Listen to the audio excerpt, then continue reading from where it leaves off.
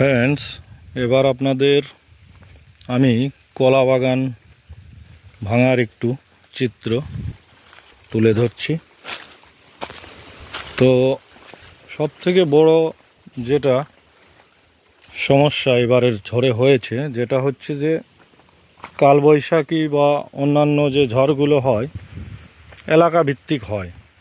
দেখা যাচ্ছে আমাদের তেহট্ট এরিয়ায় হলো, আদার সাইড মোটামুটি ঠিক থাকে, কিন্তু এবারের যে নিম্নচাপটা পুরো পশ্চিম বাংলা ধরে মানে কোথাও বাদ দেয়নি। দেখুন ফ্রেন্ডস, কলার দাম তো আপনারা সবাই জানেন, দেখতে পাচ্ছেন সেই কলা কি বড় বড় কাঁদি। দেখুন দেখুন কিভাবে তলা মোচড়া হয়ে পড়ে আছে।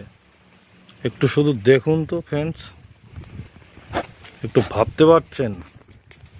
আমি রাস্তার দু সাইড দিয়ে বহুত দূর থেকে ঘুরে ঘুরে দেখছি আর আসছি, মানে কিছু কিছু জায়গায় এত পরিমাণে জল বেঁধে রয়েছে যে সেসব বাগানগুলোতে আমি যেতে পারছি না।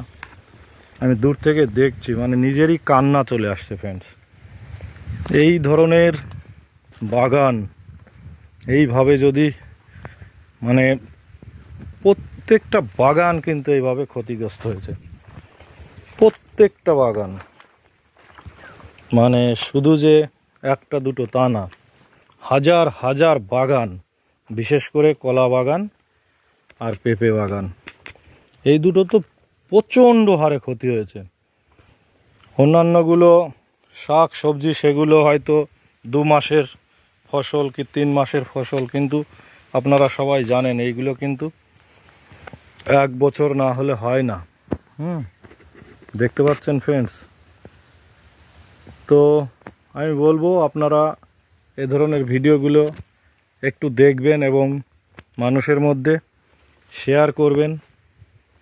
অনেকেই তো শুধু ভিডিওতে বলে যে চাষিরা এই করে এত লাখ, পেঁপে বাগানে 4 লাখ, কাঁঠাল বাগানে 10 লাখ 20 লাখ, শুধু তো লাখের গল্প।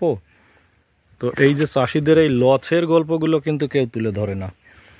তো আমাদের চ্যানেল সব ধরনের খবরই কন্টিনিউ আপনাদেরকে দিয়ে যাবে। তো সে কারণেই বলছি আপনারা অবশ্যই চ্যানেলটি সাবস্ক্রাইব করে রাখবেন এবং ভিডিওগুলোতে লাইক করবেন এবং পর্যাপ্ত পরিমাণে শেয়ার করে চাষি বন্ধুদেরকে দেখাবেন। কারণ ভিডিওই শুধু, মানে মোবাইলে শুধু গল্প শুনলেই কিন্তু হবে না। এই ধরনের লসের সম্মুখীন হওয়ার জন্য কিন্তু তৈরি থাকতে হবে, তবেই চাষ করা যাবে। তো ফ্রেন্ডস, আজকের মতো এখানেই বিদায় নিচ্ছি। সবাই ভালো থাকবেন, সুস্থ থাকবেন, দেখা হবে পরবর্তী ভিডিওয়। নমস্কার।